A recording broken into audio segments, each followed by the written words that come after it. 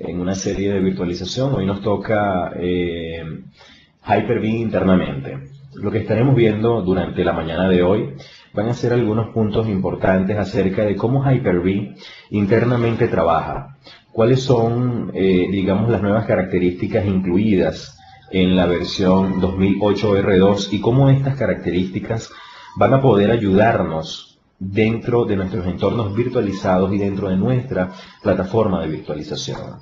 Adicionalmente, y cerrando un poco el tema del día de hoy, vamos a estar viendo también algunos modelos de licenciamiento de Hyper-V en función de Windows Server 2008, R2 y también del Hyper-V Server. Cómo estos modelos de virtualización están de alguna manera alineados con nuestros propósitos y con la demanda actual o interna de nuestra organización.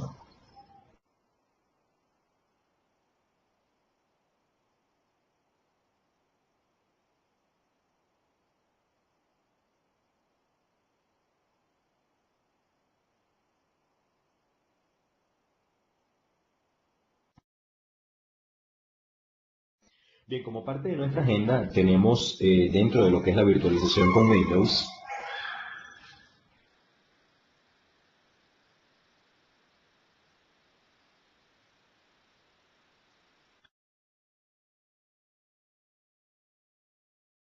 tenemos retos a los que se enfrenta un data center. El data center del futuro, ¿realmente a qué cosas está alineado? ¿Cuáles son las ventajas desde el punto de vista de la organización en función de la virtualización? Un resumen de las funcionalidades básicas de Hyper-V, algunas recomendaciones en función de cuándo virtualizar. Esto es una pregunta que muy frecuentemente en muchas presentaciones se hace. ¿Cuáles son los entornos ideales y en qué momentos realmente virtualizar? ¿Cuándo no virtualizar? Algunas recomendaciones les estaré indicando a ustedes para que sean pues parte de análisis al momento de poder tomar una decisión en función de qué soluciones voy a llevar a la capa de virtualización. Luego estaremos hablando específicamente de la migración en vivo, algunos nuevos soportes en función de los procesadores que tiene Hyper-V. Estaremos hablando también de la virtualización del almacenamiento. También estaremos hablando acerca de los modelos de licenciamiento y adicionalmente también veremos cómo nuevas características incluidas dentro de Hyper-V, el denominado Core Parking, y el Cluster Share Volumes, algunas de las dos características premium que tiene hoy Hyper-V.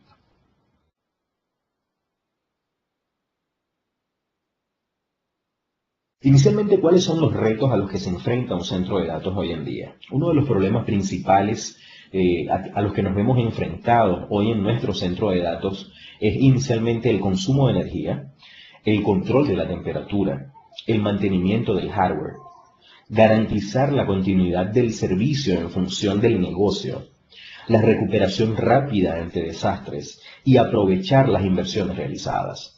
Estos son 6 de los puntos más importantes en función a los retos que hoy enfrenta un centro de datos para poder mantenerse en pie. Estos retos no solamente son enfocados desde el punto de vista de centros de datos que dan servicios a terceros, también son los mismos retos a los que se enfrenta un centro de datos o un data center dentro de nuestras organizaciones. ¿Cuántos de ustedes hoy no tienen un problema o al menos no encuentran como un issue la recuperación rápida ante desastres y de alguna manera el mantenimiento del hardware, sin contar obviamente los controles de temperatura y el consumo de energía? Es importantísimo que tengamos previsión en el tiempo acerca de cuál realmente será el propósito a futuro de nuestro centro de datos. ¿Seguiremos creciendo físicamente? ¿Vale la pena seguir creciendo físicamente? Nuestro espacio físico soporta un crecimiento a escala, en corto plazo, en función de las necesidades del negocio y esto alineado a nuevas soluciones. Cuando les hablo de nuevas soluciones y de cuáles son realmente las necesidades del negocio, estoy hablando de que todos los negocios son dinámicos. La estaticidad de algunas soluciones dentro del negocio se debe simplemente muchas veces al rechazo al cambio que haya a la adopción de nuevas tecnologías. Sin embargo, cuando estas barreras de adopción de nuevas tecnologías se rompen dentro de la organización, entonces estos nuevos retos se nos plantean diariamente. ¿De qué les estoy hablando? Les estoy hablando de que cuando un negocio necesita, por ejemplo, enfocarse en un tema de colaboración, en función de soluciones tales como SharePoint, para mencionar algunas de esas soluciones que nos permiten hacer colaboración, o por ejemplo, nuestro negocio está girando de manera importante y ahora requiere una solución que le permita mantener alineado todos los procesos internos en función, por ejemplo, de la administración, distribución, relación con clientes, una solución parecida, por ejemplo, a Dynamics de Microsoft, o cualquier otro ERP que cumpla las mismas funciones. Cuando esto es así, entonces estas soluciones plantean requisitos de sistemas que posiblemente el día de hoy no tengamos. En función de estas necesidades, entonces, nos damos cuenta que nuestro centro de datos necesita una ampliación, porque la solución requiere, por ejemplo, la compra de nuevos equipos físicos para poder lograr el deployment. La compra de equipos físicos no es solamente el problema de la solución. Necesitamos entonces ver realmente qué está sucediendo en el centro de datos más allá de la compra del equipo físico y de la compra del licenciamiento que vamos a necesitar para poder instalar o hacer el despliegue de esta solución. ¿Cuáles son precisamente estos? Realmente nuestro centro de datos hoy cumple con los controles de temperaturas adecuados para poder crecer en 5 o 10 servidores una vez que la implementación de la solución sea aprobada. El consumo de energía. Nuestro centro de datos está preparado para recibir una nueva carga de 5 o 10 servidores adicionales por la arquitectura que requiere la solución sugerida. Luego, la compra de estos servidores o bien los actuales equipos que hoy tenemos, donde eventualmente podríamos aprovechar para instalar esta aplicación, van a soportar unos 5 años de vida útil adicionales, más allá de los que ya tienen en operación, que posiblemente sean unos 3 a 4 años, en total 8 años de vida útil.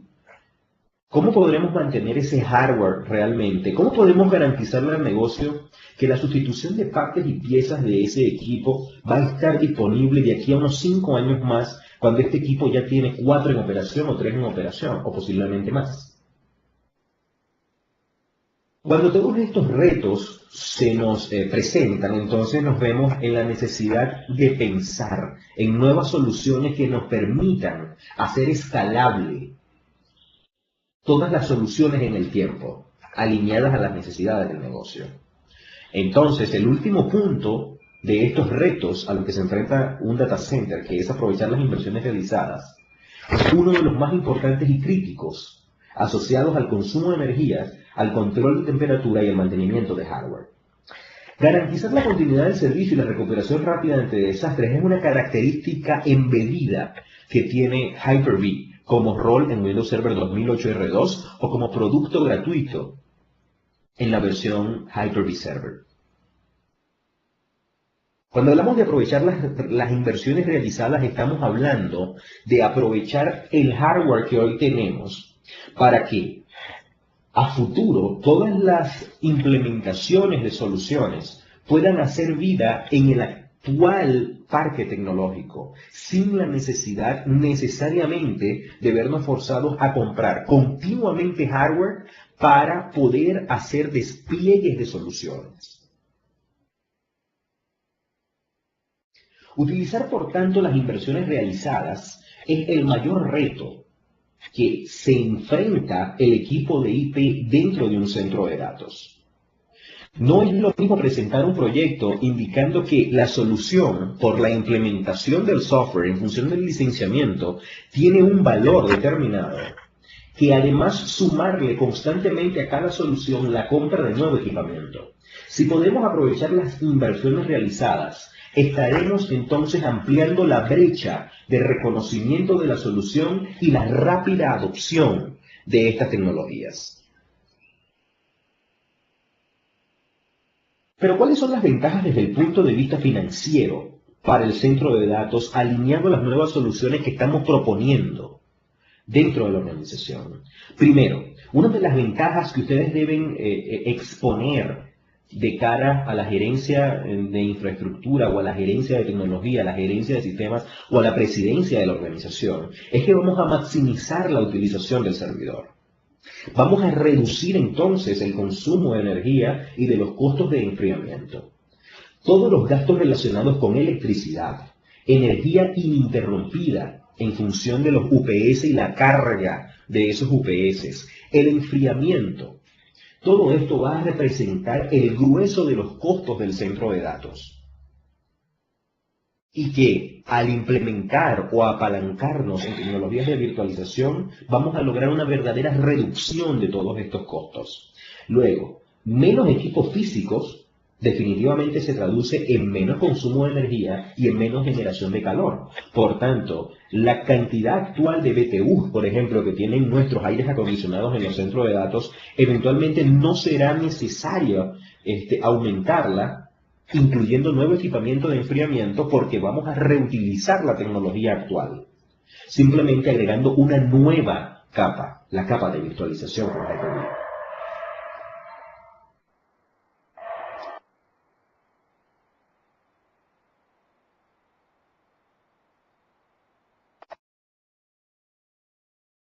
Menor cantidad de hardware definitivamente implica menor inversión inicial y menor costo de mantenimiento. Mayor agilidad y menor tiempo de implementación. Ya no requerimos para cada solución agregar nuevos equipos rackeables o towers para poder entonces implementar la solución. Vamos a utilizar el mismo hardware y lo único que requerimos es entregarle mucha más capacidad de procesamiento y de espacio en disco, eventualmente storage, para poder crecer en el tiempo. Esto definitivamente nos va a dar una mayor agilidad y un menor tiempo de implementación. Menor tiempo de caída. Esto implica que tanto el host, y entiéndase como host el equipo que va a albergar todas las máquinas virtuales, tanto el host como los guests, que a partir de este momento serán las máquinas virtuales, podrán ser nodos de un failover cluster. ¿Qué significa realmente el failover cluster? El failover cluster no es más que una tecnología que nos permite tener en alta disponibilidad nuestros hosts físicos y los hosts virtuales, en función del rol de Hyper-V. Podremos entonces tener N cantidad de máquinas virtuales distribuidas dentro de N cantidad de hosts que serán parte o cada uno será visto como un nodo del clúster y estos están en alta disponibilidad.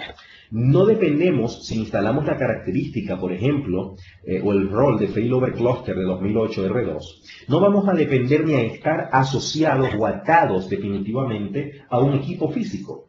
Si instalamos el rol de alta disponibilidad de Failover Cluster de 2008, vamos a poder tener completa agilidad y poder crear entonces una capa de tranquilidad sobre el negocio, porque el equipo físico no va a estar atado, o la máquina virtual no va a estar atada a un equipo físico. Ella va a poder estar distribuida o de alguna manera va a poder estar, los discos de la máquina virtual van a estar en una red de almacenamiento, por ejemplo una SAN o un NAS, y desde allí podrá ser entonces accesada por los hosts. Entonces, físicamente la máquina virtual no va a estar en los hosts, en los equipos físicos, sino que va a estar en un punto central, que es una red de almacenamiento, y luego cada host tendrá, digamos, la capacidad de administración de esta máquina para poderle entregar recursos. Sin embargo, si un host físico falla, cualquier otro servidor que sea parte del failover cluster, que sea nodo del failover cluster, podrá atender a esta máquina virtual sin importar que el nodo que tenía propiedad sobre ella se caiga. Esto es lo que implica con una característica embedida de Hyper-V que se denomina Live Migration. Esto lo que implica es que de cara al usuario final o de cara al negocio no hay tiempo de caída. Es decir, si hoy tenemos muchas máquinas virtuales, dos, una o N cantidad de máquinas virtuales sobre un solo equipo físico que no esté configurado en alta disponibilidad con el rol de Windows Server 2008 R2, que es el failover clustering, entonces esa máquina eventualmente, si se cae, estará entregándonos un punto único de falla. El punto único de falla es sencillamente que no tenemos de ninguna manera otro equipo donde podamos en tiempo real pasar las máquinas. Luego, mayor cantidad de clientes sin una nueva inversión de infraestructura. Veamos al cliente no solo desde el punto de vista de tercerización de servicios, sino que cada unidad de negocios de nuestra organización se comporta como un cliente y debemos entregarle entonces servicios y continuidad del negocio a cada uno de esos clientes internos.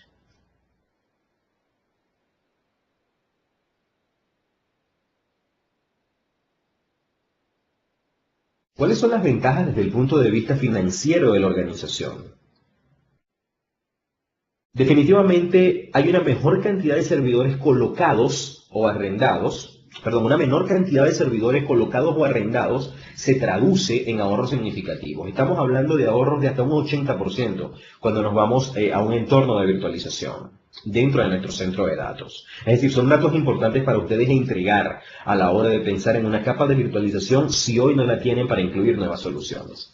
Estamos evitando habitualmente el secuestro tecnológico, permitiendo migrar las máquinas virtuales a otros servidores en otro centro de datos sin ningún tipo de riesgo.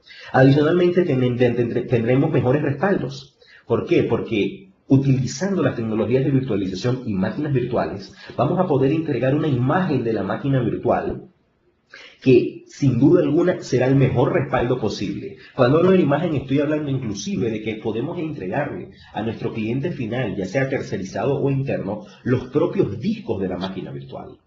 Luego, vamos a estar desarrollando o pudiendo crear entornos o ambientes de prueba sin ningún tipo de costo. No vamos a tener que crear o comprar nuevo hardware para poder hacer pruebas. Todo lo vamos a poder hacer dentro de nuestra capa de virtualización con Hyper-V. Tan sencillo como traerse discos virtuales, por ejemplo, a un servidor de pruebas o a un servidor de virtualización que esté concebido solo para máquinas virtuales de pruebas y hacer todos los tests necesarios.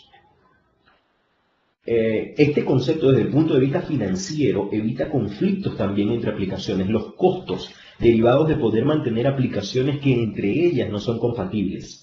De alguna manera también muchas veces la instalación de aplicaciones conlleva a conflictos con las que ya se encontraban instaladas, es decir, con aplicaciones de alguna manera que son legadas, por lo que el costo reducido de una máquina virtual ofrece la disponibilidad de crear ambientes completamente aislados por aplicación.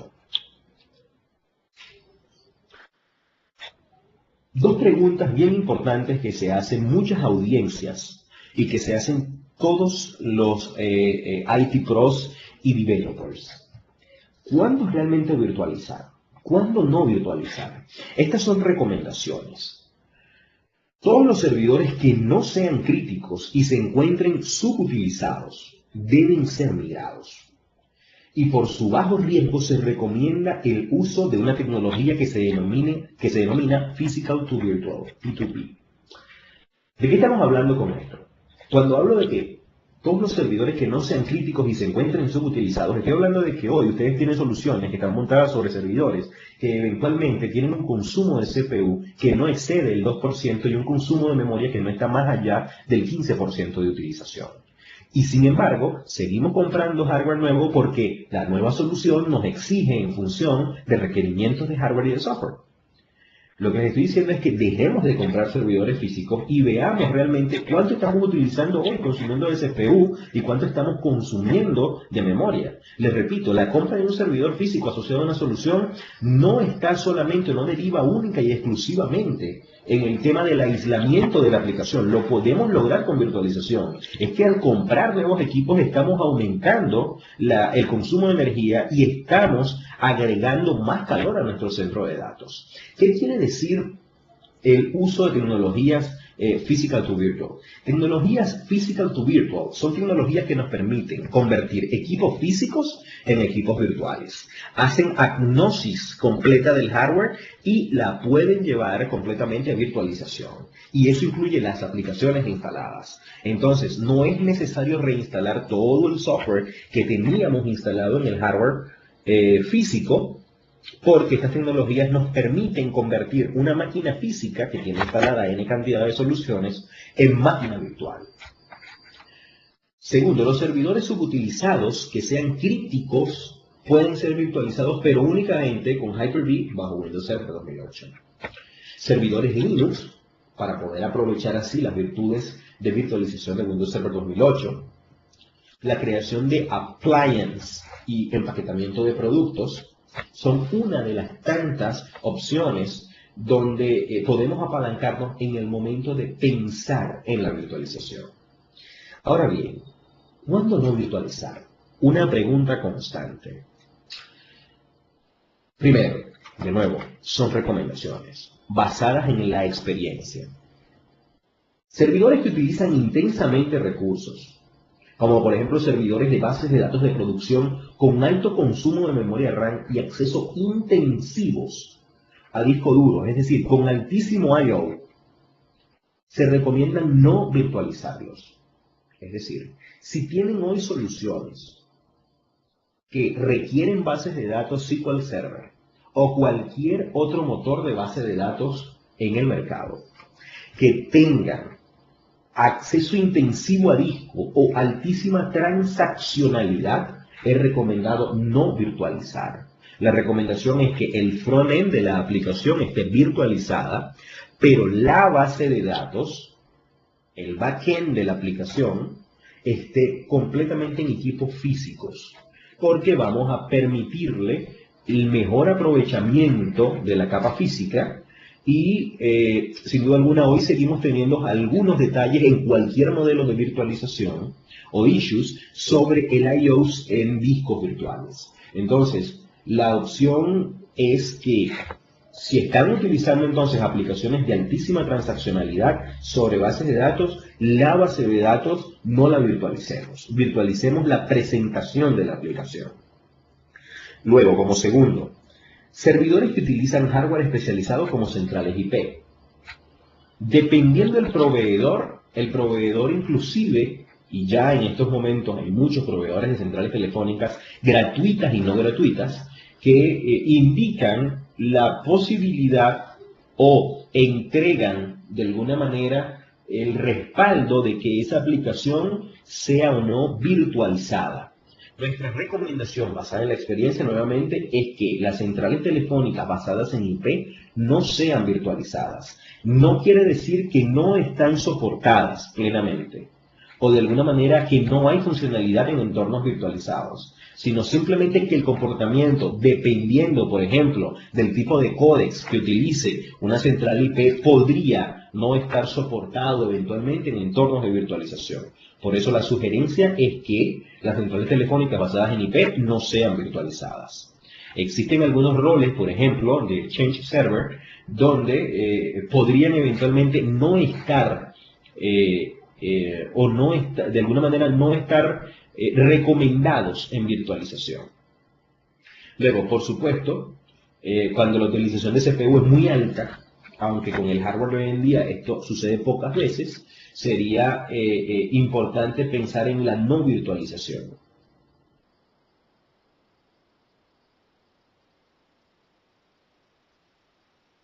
¿Cuál es el panorama actual de tecnologías de información, de nuestros cuerpos de TI?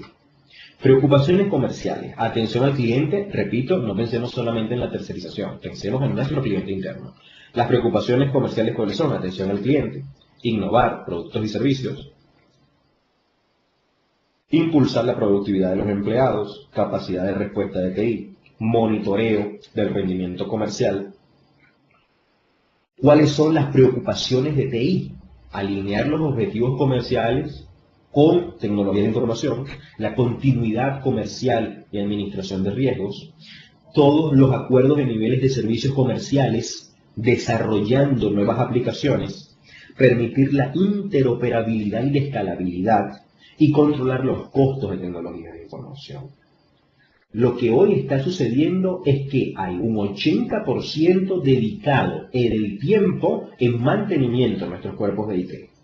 Porque es que tenemos demasiado hardware físico y demasiadas soluciones implementadas. Entonces, nuestro 80% del tiempo se nos está yendo en el mantenimiento. Y solamente un 20% del tiempo al año se nos está yendo en innovación. O bien, únicamente en estudios de innovación, porque, de nuevo, nuestras capacidades físicas en el centro de datos no nos permiten innovar a la velocidad que la organización requeriría. Con virtualización, esto está garantizado a cambiar radicalmente. 20% de mantenimiento y 80% de innovación. Las infraestructuras son completamente dinámicas cuando utilizamos las herramientas que nos permiten dinamizar el negocio.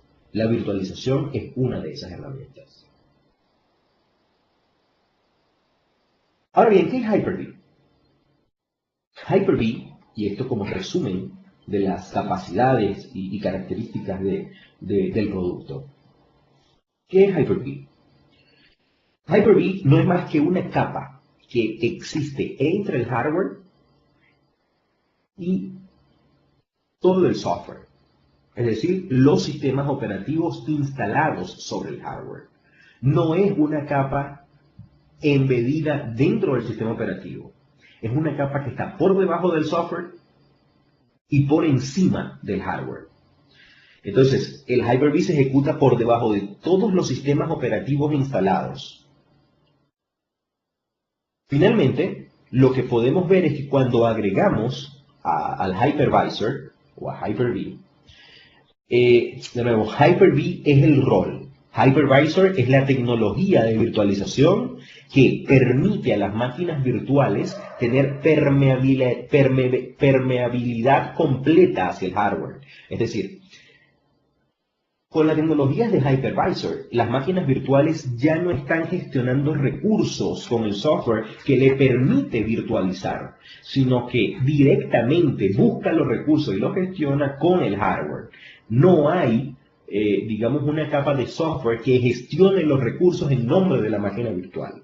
Eso es el Hypervisor. Hyper-V es el rol que activa el Hypervisor o la tecnología de Hypervisor dentro de sistemas operativos Windows Server 2008 y Windows Server 2008 R2. Como vemos acá muestra esta imagen, que las particiones hijo, por ejemplo, son las máquinas virtuales que tienen diferentes sistemas operativos soportados por el Hypervisor de Microsoft. En este caso tenemos un ejemplo donde hay una máquina virtual con Windows Server 2000 y otra máquina virtual con SUSE de Linux.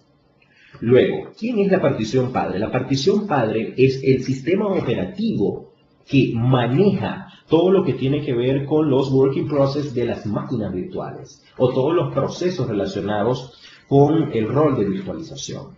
Sin embargo, algo importante acá es que al momento de nosotros instalar el rol de Hyper-V y habilitando la capa del Hypervisor, estamos convirtiendo el sistema operativo que por primera vez fue instalado también en un sistema operativo de alguna manera virtualizado. Esto quiere decir que inclusive podemos ver casos donde la partición padre que tiene el sistema operativo de la máquina física podría estar colgado y nuestras máquinas virtuales podrían estar entregando servicios sin estar colgadas como la partición padre. ¿Cuáles son algunas diferencias entre Hyper-V y productos anteriores como Virtual PC y Virtual Server. Esto en aras de que ustedes vean realmente cuáles son las ventajas de utilizar Hyper-V actualmente versus seguir utilizando Virtual PC o Virtual Server. Quiero hacer un paréntesis acá e indicarles que no significa con esto que vamos a sustituir, por ejemplo, a Virtual PC necesariamente. Virtual PC es un producto que sigue estando enfocado a una gama muy particular de soluciones, como por ejemplo la virtualización de desktop en el escritorio de nuestros usuarios. Entonces, continuando, Hyper-V tiene diferencias importantes en función de Virtual PC y de Virtual Server. La arquitectura de Virtual PC y de Virtual Server es la que ustedes ven en sus monitores reflejados del lado izquierdo. Tenemos entonces un hardware de servidor Windows y un hardware de virtualización sobre el servidor Windows. El hardware de virtualización no es más que todo aquel hardware que se emula a partir del sistema que crea la virtualización, como por ejemplo Virtual PC o Virtual Server. Sobre esta capa de virtualización por hardware que genera el sistema Virtual PC o Virtual Server, creamos nuestras máquinas virtuales. La consecuencia de esto es que las máquinas virtuales, para poder tener un recurso, están primero y de manera definitiva pidiéndole la habilitación al hardware virtualizado, que está emulado a partir del software que permite la virtualización. Entonces, esto hace de alguna manera menos efectiva la virtualización de estos sistemas operativos, porque el hardware tiene una capa, los recursos tienen una capa intermedia donde son gestionados. Sin embargo, en la arquitectura de Hypervisor tenemos un hardware de Windows, un hardware de Hypervisor, que fue el que les mostré en la PPT anterior, y donde tenemos entonces nuestras particiones hijos y nuestra partición padre. Lo que vemos acá, de nuevo, es que el Hypervisor no está, de alguna manera, no está impidiendo o está gestionando en nombre de las máquinas virtuales recursos al hardware, sino que las particiones hijo van directo al hardware sin pasar por la partición padre. Por eso la partición padre está aislada completamente de las máquinas virtuales. Del lado izquierdo, lo que estamos viendo es que tenemos el hardware de virtualización, donde también está el sistema operativo o partición padre, y sobre él, los sistemas operativos virtualizados. Lo que implica esto es que si hay algún problema en la gestión de recursos desde el punto de vista hardware de virtualización, donde se encuentra el mismo sistema operativo del equipo, nuestras máquinas virtuales también, por ejemplo, podrían sufrir los efectos de, por ejemplo, una parálisis de sistema en función de que lo que conocemos se colgó, por ejemplo, nuestro sistema operativo, también se cuelgan nuestras máquinas virtuales. Del otro lado, no está sucediendo eso. Tenemos separada la partición padre y tenemos separadas las particiones hijo. Están completamente aisladas y cada partición hijo completamente aislada también, y no gestionan con el sistema operativo de la partición padre el hardware que necesitan consumir como recursos. Lo que estamos viendo es que es mucho más eficiente desde todo punto de vista utilizar arquitecturas de Hypervisor a seguir utilizando arquitecturas anteriores de virtualización. La apuesta es a cambiar nuestros actuales sistemas de virtualización por sistemas basados en tecnologías de Hypervisor, como la provee Hyper-V. Ahora vamos a hablar un poco acerca de los tipos de discos virtuales en Hyper-V. Nosotros conocemos ya todo el acceso a discos que se produce en máquinas físicas se denomina DAS, el Direct Access Storage, que es simplemente el acceso a disco local, con discos físicos. Ahora bien, los tipos de discos virtuales en Hyper-V son exactamente iguales a los anteriores utilizados en Virtual Server 2005 R2 o en Virtual PC. Estamos hablando de discos de expansión dinámica, a discos de tamaño fijo y a discos diferenciales. El disco de expansión dinámica es un disco que se crea con la menor cantidad de espacio disponible y va creciendo en el tiempo según vayamos de alguna manera grabando en disco. Es decir, podemos empezar con un disco de 15 gigas como tamaño mínimo y con un tamaño máximo de expansión hasta 100 gigas. Esto quiere decir que a medida que vamos escribiendo, el disco va reacomodando los bloques y va creciendo en función de la demanda o la escritura a disco para guardar data. Los discos de tamaño fijo son discos, sin embargo, que son configurados para tener un tamaño base que no pueda ser cambiado. Es decir, los discos de tamaño fijo son discos a los que le estamos entregando una capacidad total desde el momento de su creación y estamos restando, por tanto, el tamaño de ese disco fijo, que finalmente es un archivo VHD, al disco físico. Lo que sucederá, la diferencia entre el disco de expansión dinámica y el disco de tamaño fijo, es que en función de nuestro espacio nosotros podemos jugar con el almacenamiento mientras compramos nuevos discos físicos. El disco de tamaño diferencial es un disco que se utiliza, por ejemplo, para crear entornos o ambientes de prueba. Nosotros podemos tener, utilizando y hablando de la definición del tipo de disco diferencial, podemos tener, por ejemplo, instalado en una máquina virtual un sistema operativo con una versión de base de datos, una versión, por ejemplo, de aplicación de la organización, y, sin embargo, se nos dice que necesitamos hacer pruebas de un nuevo sistema, por ejemplo, de nómina, de administración, o de distribución, o de ERP. Pero necesitamos hacerlo simulando el entorno real. Muchos departamentos de IT lo que hacen es que toman una máquina nueva, instalan el sistema operativo y empiezan a instalar todas las aplicaciones emulando el estado actual del sistema que corre la solución, para entonces, en este nuevo sistema, poder hacer la instalación y ver cómo se comporta la actualización de la aplicación. Los discos diferenciales lo que nos permiten es tomar una muestra actual de la máquina que está corriendo todas las aplicaciones de negocios, llevarla en vivo de manera aislada a un entorno de pruebas y poder hacerle las instalaciones de las nuevas instancias de soluciones que necesitamos probar. Lo que estamos haciendo es que estamos generando en tiempo récord, sumamente rápido, un nuevo disco que es una copia, y podríamos llamar incluso un clon, de la máquina que tiene la operación actual de la solución. Y podemos ver entonces el comportamiento de manera aislada, pero en un entorno que, aunque sea de pruebas, es exactamente la realidad de lo que hoy está en producción. Otra de las características que tiene Hyper-V son las instantáneas o snapshots. ¿Qué es un snapshot o qué es una instantánea? Una instantánea no es más que una foto que tomamos en este momento a nuestra máquina virtual, a la máquina que está en producción. ¿Qué significa esto entonces? Que viendo lo que tenemos acá, tenemos una partición padre que eventualmente está corriendo Windows Server 2003. Y tenemos, por ejemplo, particiones hijos por discos diferenciales, que son Windows Server 2003 también, o cualquier otra versión del sistema operativo.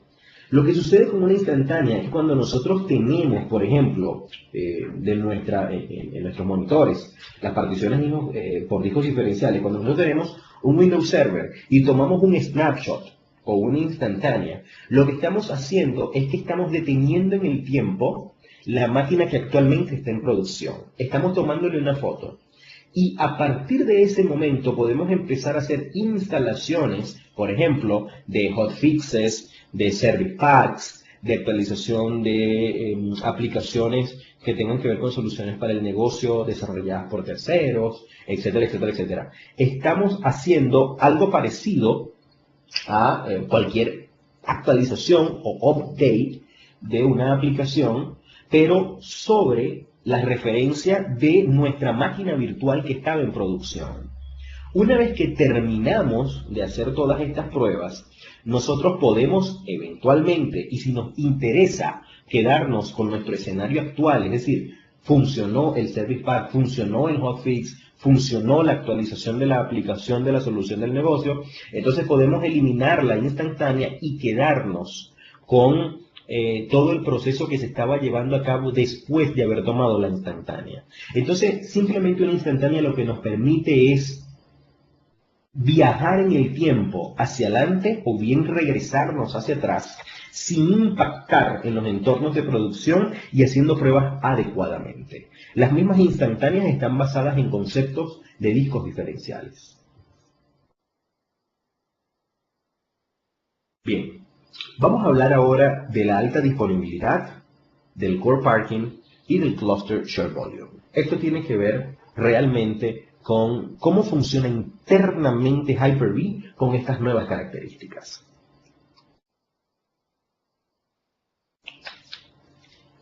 Windows Server 2008 R2 o bien el mismo Hyper-V Server R2 2008 permiten la alta disponibilidad y las características de migración en vivo. Quiero hacer un alto acá.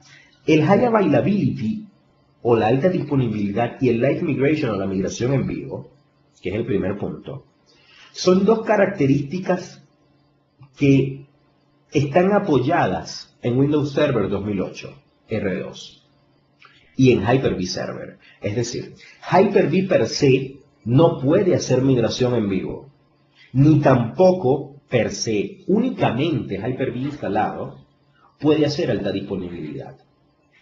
La alta disponibilidad y la migración en vivo son características soportadas por Hyper-V, pero que son provistas por el sistema por debajo de Hyper-V, que es Windows Server 2008.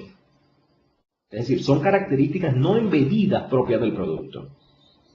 Necesitamos entonces apalancarnos en el sistema operativo para poder lograr las migraciones en vivo. Y más allá del sistema operativo necesitamos poder tener los roles habilitados de alta disponibilidad y de migración en vivo. El Cluster Share Volume lo que nos permite es redirección del I/O. Es decir, antes el Cluster Share Volume está basado en SAN. Es decir, es un concepto que se aplica a almacenamiento centralizado dentro de nuestra red. Ya sea con NAS, ya sea con SAN. El Cluster Share Volume lo que nos permite es la redirección de I/O. Antes nosotros teníamos una SAN y solamente a la vez un nodo del clúster podía ver el storage. Una vez que él necesitaba pasarle el testigo a otro nodo del clúster, entonces necesitaba liberar la sesión sobre la LUN para que el otro nodo del clúster pudiera tomar posesión de él y encender o validar el estado de la máquina y continuar su operación. Hoy el Cluster Share Volume lo que nos permite es compartir una LUN entre n cantidad de nodos que hagan vida dentro del clúster. Entonces todos los nodos a la vez pueden escribir sobre la misma LUN sin necesidad de inicialmente deshabilitar a uno de los nodos para que otro tome posesión de la escritura en disco. Luego, actualmente Hyper-V en su versión R2, 2008 R2, nos permite hacer el core parking y tiene compatibilidad con múltiples modos de procesamiento. ¿Qué quiere decir esto? El core parking, que lo vamos a ver más adelante en un ejemplo, el core parking lo que nos va a permitir es, o está traducido en consumo de energía, en menos consumo de energía. En vez de tener todos los cores de un socket físico funcionando, que redunda en mayor consumo de energía en función del procesador, lo que hacemos es que si nosotros tenemos, por ejemplo, 8 o 4 cores trabajando en un socket físico, le entregamos 4 cores a una máquina virtual y los otros cores que están disponibles se encuentran detenidos o sin operación. Entonces eso está redundando sin duda alguna en un beneficio para la organización en función del consumo de energía. Entonces, hacer la actualización de Hyper-V en su versión R1 con Windows Server 2008 hasta Windows Server 2008 en Hyper-V R2 con el rol habilitado es mucho más beneficioso porque nos va a permitir entonces impactar sobre los costos actuales de la infraestructura.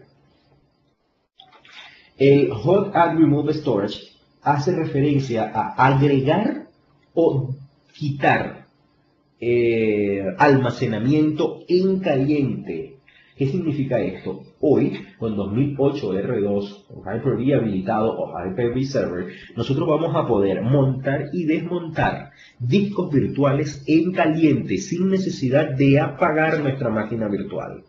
Esto significa que no vamos a tener que hacer una ventana o programar una ventana de parada o de mantenimiento para poder agregar storage a nuestras máquinas virtuales.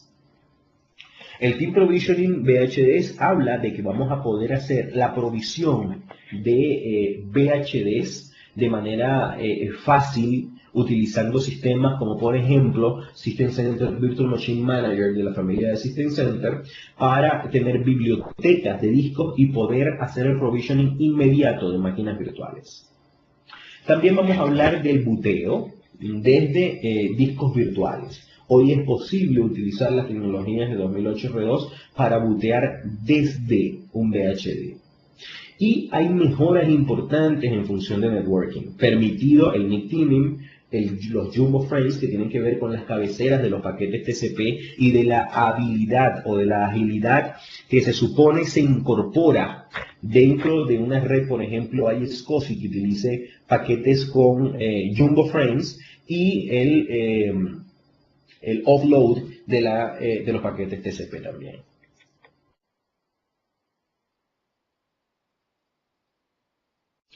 Vamos a ver un escenario de alta disponibilidad no planificado. Tenemos una SAN, como ven en el centro de sus monitores, donde existen, por ejemplo, 4 VHDs que se corresponden a 4 máquinas virtuales. Esto es un escenario típico de alta disponibilidad. ¿Qué significa un escenario, por ejemplo, de alta disponibilidad no planeado? Es que nosotros no hemos planificado una parada agendada de uno de los nodos del clúster, de uno de los hosts que tienen máquinas virtuales. De repente, y de manera súbita, uno de los hosts se detiene. ¿Qué sucede con las máquinas virtuales, que son las que ustedes ven en color amarillo sobre los hosts? Veamos. Primero, dos Windows Server 2008 R2 que pueden ser Enterprise Edition o Data Center Edition, únicas versiones de Windows que soportan la alta disponibilidad de Hyper-V. Enterprise y Data Center Edition, con Hyper-V habilitado, en una granja failover cluster. Cada nodo tiene 2 máquinas virtuales, como lo ven allí, y cada máquina virtual está alojada en la SAN. Uno de los nodos, que es el que está a la izquierda de sus monitores, falla. Y eso significa que 2 máquinas virtuales se quedan sin servicio. Sin embargo, si estamos utilizando High Availability o bien el Failover Clustering como rol en Windows Server 2008 R2, las máquinas virtuales que se encontraban en el nodo que falló son pasadas de manera automática a el nodo del clúster que se encuentra entregando servicios actualmente. Es importante determinar que ese host que toma la carga actual de las máquinas virtuales que están siendo pasadas a él debe tener la suficiente autonomía en función de sus recursos para poder albergar tantas máquinas virtuales como en el entorno exista. Es decir, si ustedes tienen 4 nodos en el clúster, es importante que los 4 nodos tengan la suficiente memoria, por ejemplo, y capacidad de cómputo en función del CPU para, en caso de un desastre, como por ejemplo este, donde perdemos un nodo, cualquiera de ellos tenga la capacidad de recibir a todas las máquinas inclusive del clúster en función de la falla hasta de 3 nodos menos 1. Entonces, en una configuración de alta disponibilidad utilizando el rol de Failover Clustering de 2008 R2, nos aseguramos de que todas las máquinas que estaban en el nodo que falló sean iniciadas sin o al menos sin tener una parada o que afecte a la operación del negocio en el segundo clúster del nodo configurado para alta disponibilidad. Ahora, vamos a ver qué significa alta disponibilidad pero planificada. La alta disponibilidad planificada tiene que ver con aquellos momentos donde nosotros como departamento IT le indicamos a nuestra gerencia de tecnología, por ejemplo, o a la organización, que vamos a hacer una ventana de mantenimiento en unos horarios específicos. ¿Qué está sucediendo?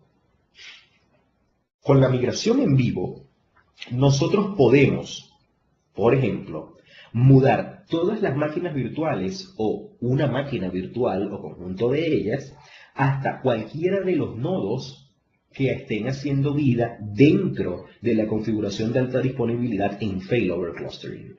¿Qué significa esto?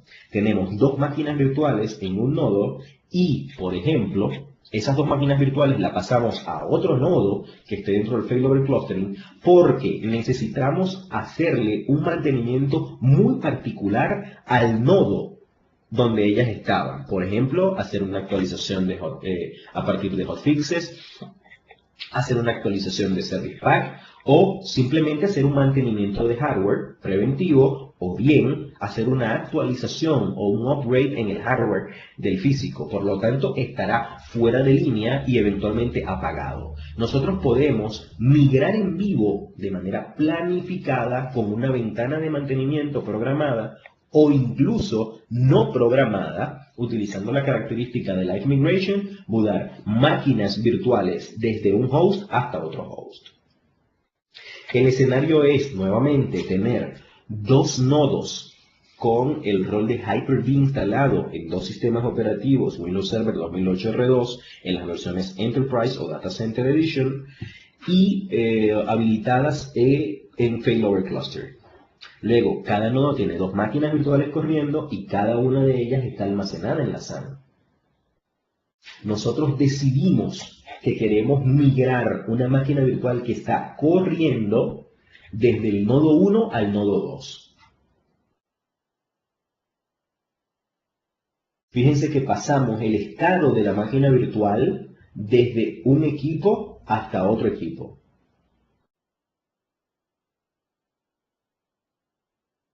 Pasamos todo el estado de la máquina que tiene que ver con la paginación, con la memoria RAM utilizada actualmente y la cantidad de procesadores y procesamiento que está requiriendo. Es pasada la máquina. Entonces el proceso de migración en vivo se asegura de que las máquinas son migradas sin downtime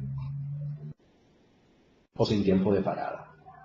Luego, el Cluster Share Volume hace referencia a lo que les había dicho, en habilitar múltiples nodos para que de manera concurrente puedan accesar a una sola LUM compartida.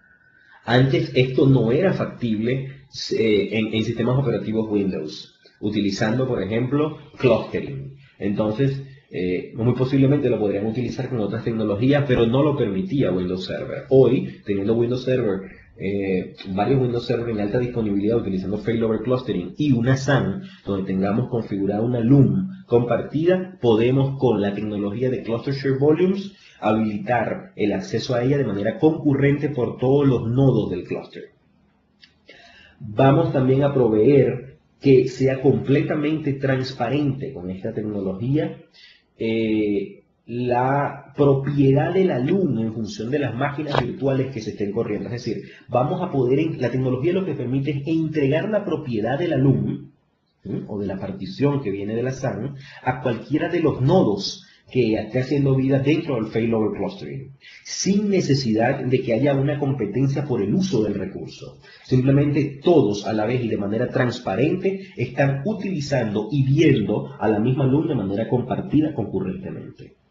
Todas las máquinas virtuales pueden ser movidas sin necesidad de remapear unidades o cambiar la propiedad de la unidad en función de la LUM por cada nodo que nosotros necesitemos habilitar para pasar el estado de la máquina virtual.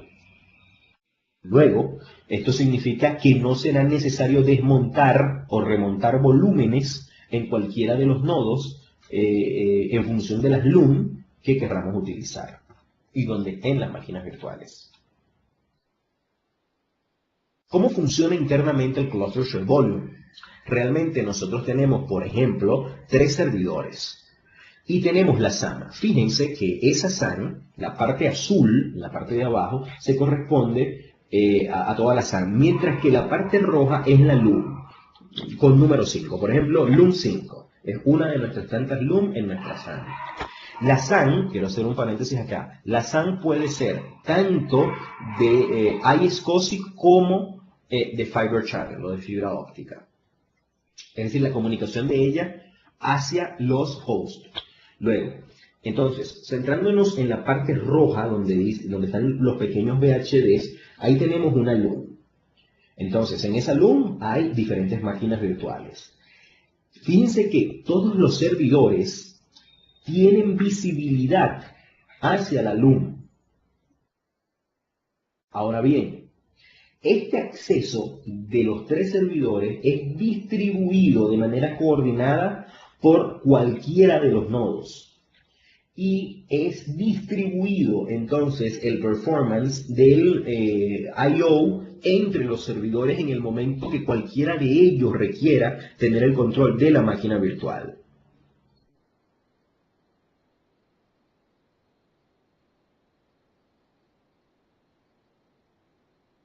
Cuando estamos hablando de CSV, realmente, ¿qué estamos entregando? Estamos entregando volúmenes que pueden ser controlados con un máximo de hasta 256 terabytes.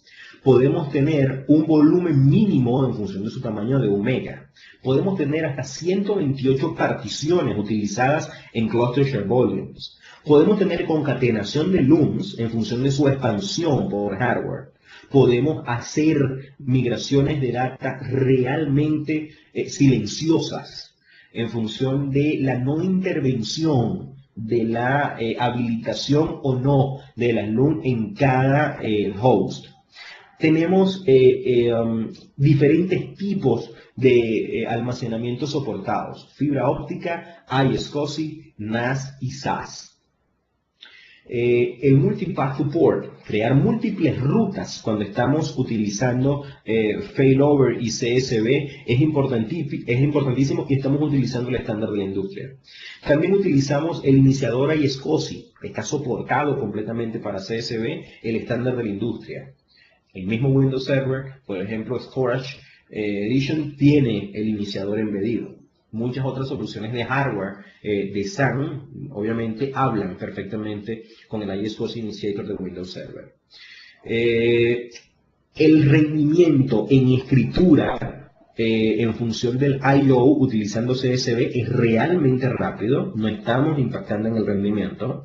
La metadata también, esas actualizaciones son realmente rápidas. El máximo de LUM permitida por sistema CSV es de hasta 2000. Podemos tener estructuras de directorios irrestrictas y el máximo de volúmenes por LUM excede los 4 billones de registros. ¿Y cuál es el precio?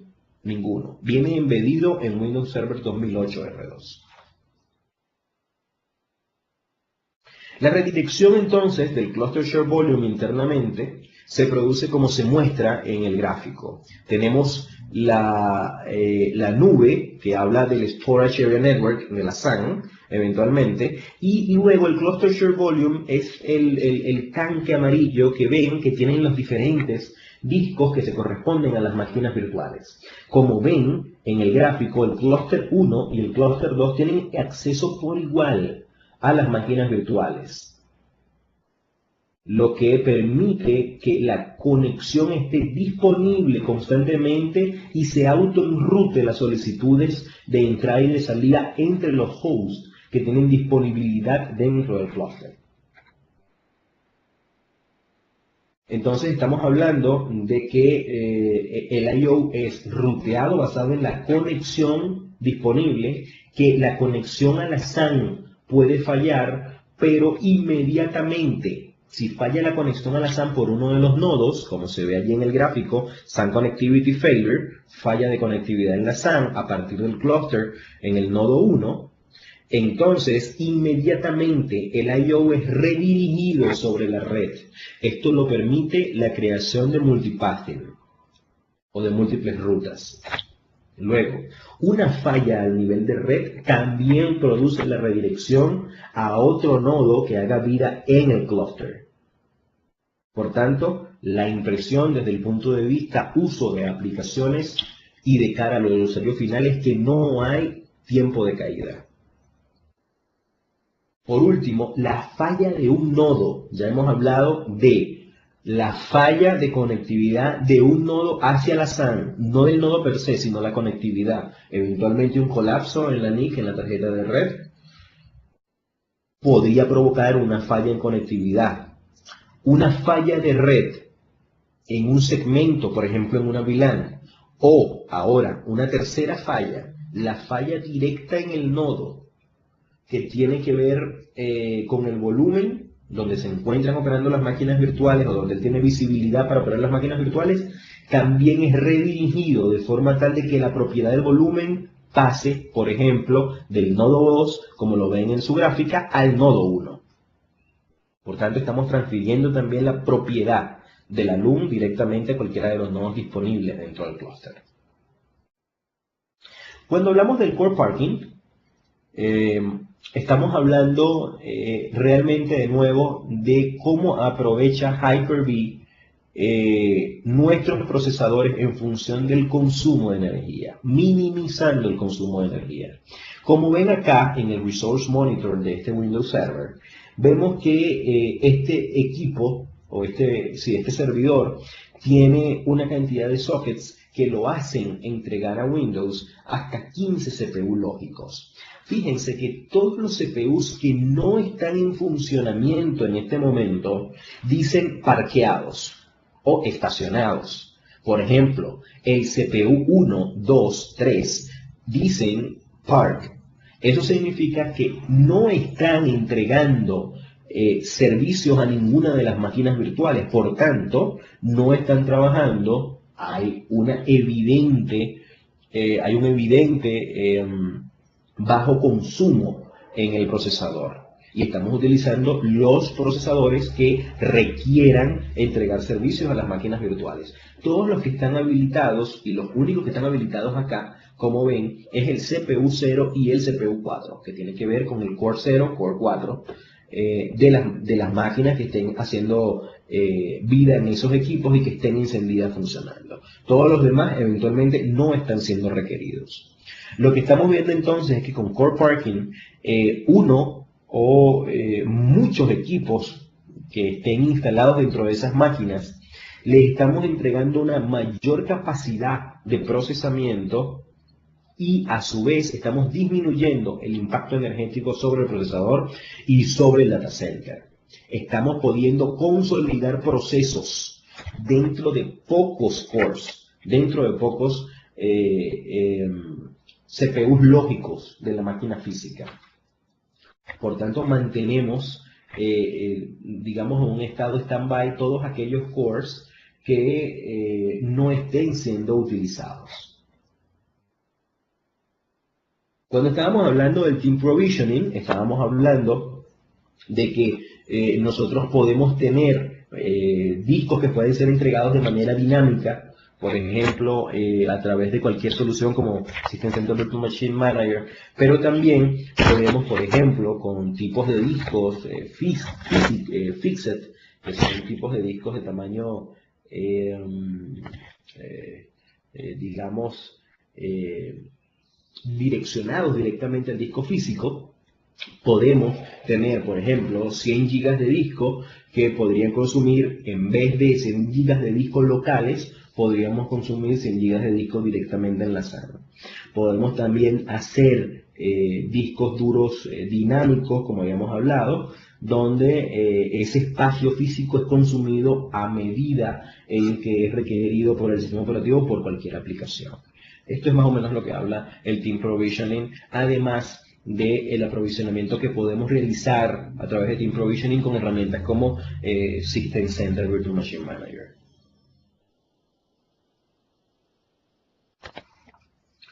También cuando hablamos del Team Provisioning, volviendo a la PPT anterior, estamos hablando de que podemos definitivamente aumentar la agilidad de creación de máquinas virtuales basadas en los tipos de disco. como les había hablado, un disco diferencial de tamaño, un disco, un disco del tipo dinámico.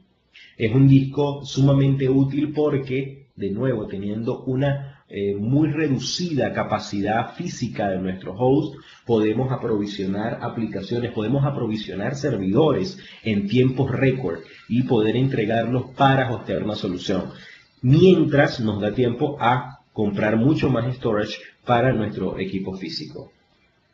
Entonces, Windows Server 2008 R2 nos va a permitir una mayor flexibilidad utilizando Live Migration, Cluster Share Volume, agregando en caliente y quitando almacenamiento. Vamos a poder tener entonces la compatibilidad de procesadores para la migración en vivo, porque estamos pasando paginación y carga de procesamiento de un nodo del clúster a otro. Estamos mejorando el rendimiento en función de las mejoras de la administración de memoria, en función de la carga de offload de TCP.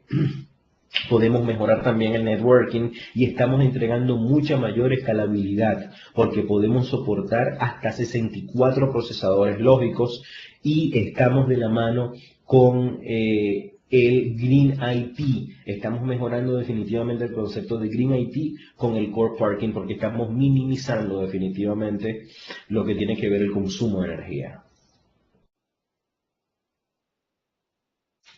Vamos a hablar de Windows Virtualization en función de su licenciamiento. Cuando estamos hablando del licenciamiento, estamos hablando de que el licenciamiento de Windows Server viene, como ustedes lo conocen, o por OEM o por volumen, o por volume license, o por volumen de licenciamiento por volumen, que es definitivamente entregado a un servidor físico. Eso es lo que conocemos. Eso es lo que hoy conocemos como básico. Ahora, un Windows Server en una máquina virtual no está, como dice acá, bloqueada o asociada definitivamente a un servidor físico, más allá del tipo de licencia que ella tenga, que también puede ser OEM o licencia por volumen, y puede ser movida de un host físico a otro sin importar el tipo de licenciamiento que ella tenga. Lo que aquí es importante determinar es que cuando movemos una máquina virtual que tiene un licenciamiento particular, debemos moverla a un servidor que permita tener a esa máquina virtual en función del licenciamiento del físico. Ya lo vamos a ver más adelante qué significa esto. Y como consecuencia, cada servidor físico debe estar licenciado para el total de las instancias de máquinas virtuales que él va a alojar. Eso lo veremos en la PPT siguiente. Por ejemplo, si nosotros estamos accediendo a una copia de Windows Server 2008 R2 Enterprise, entonces nosotros podemos correr hasta 4 máquinas virtuales o instancias de máquinas virtuales gratis. ¿Qué significa esto? Vamos a poder tener 4 máquinas virtuales con 4 sistemas operativos de manera gratuita. Ojo, Windows Server. Y son completamente acumulativas. Ahora bien, el mismo proceso con Data Center Edition de 2008 R2. Vamos a poder tener ilimitadas instancias de máquinas virtuales corriendo con ilimitadas ediciones de Windows Server o de sistemas operativos sobre ellas, inclusive en downgrade. Es decir, no es requerido que las máquinas virtuales tengan Windows Server 2008 R2.